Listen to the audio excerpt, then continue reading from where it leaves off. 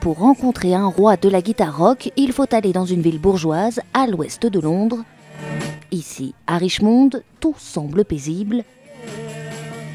Ces rues, ces parcs, ces maisons cossues, qui, pour certaines, abritent de célèbres habitants, la Villa Famille Jagger. Quant à cet homme d'aspect tranquille, dans les années 60, voilà ce qu'il faisait.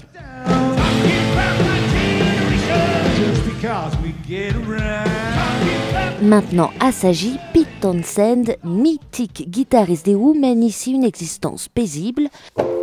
La preuve, désormais, ses guitares sont sagement accrochées sur ses murs. C'est le même modèle que la première que j'ai détruite. Actuellement, une guitare comme celle-là doit coûter environ 50 000 €. Depuis qu'il a inventé ce geste en 1964, casser des guitares est devenu un passage obligé dans tout concert rock. De Jimi Hendrix à Kurt Cobain, tous l'ont imité.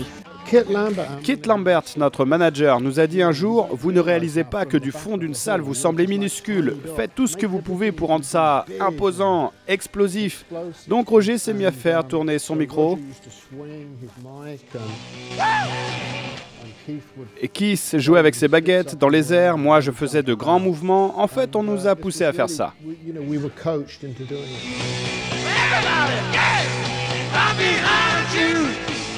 Ça nous a tout le temps causé des problèmes d'argent. Détruire des guitares, ça coûtait cher, incroyablement cher.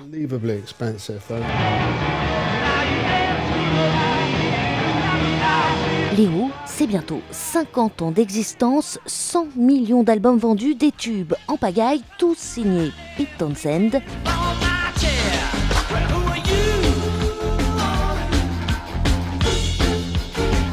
Une musique qui ne vieillit pas. Chez ce disquaire londonien spécialisé dans le rock, aux côtés des Beatles et des Stones, les Who figurent toujours parmi les meilleures ventes. Je pense que pour la plupart des gens, ils représentent les 60s et les 70s. C'est un message fort qui vient de cette époque. J'espère mourir avant de devenir vieux.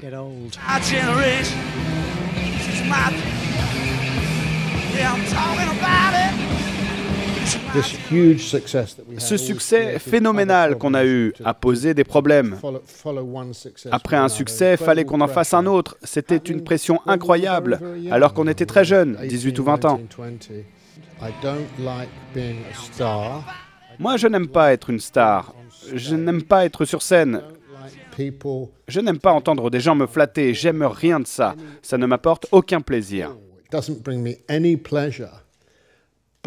Mais je suis vraiment doué pour ça.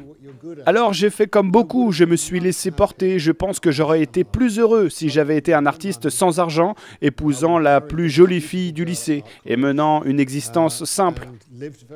Ma vie aurait été plus heureuse. Pour moi, le succès était lourd à porter. Car le jeune homme est fragile.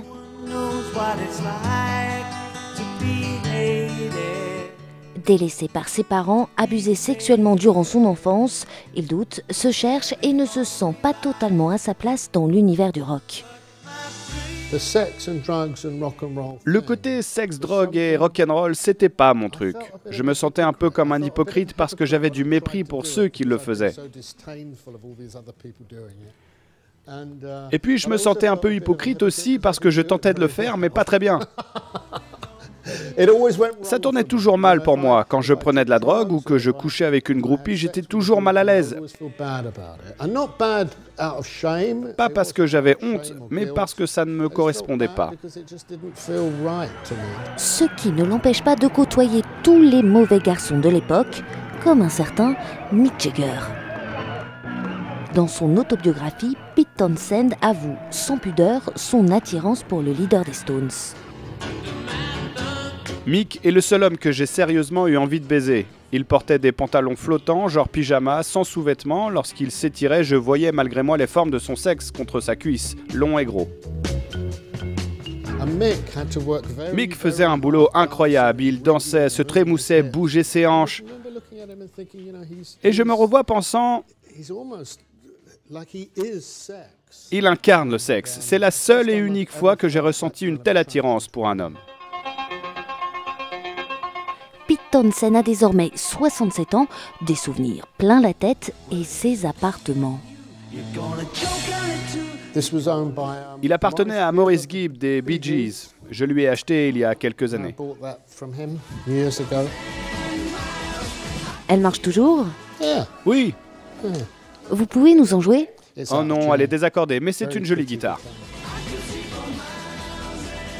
En 2011, le magazine Rolling Stone le classait 10e meilleur guitariste de tous les temps.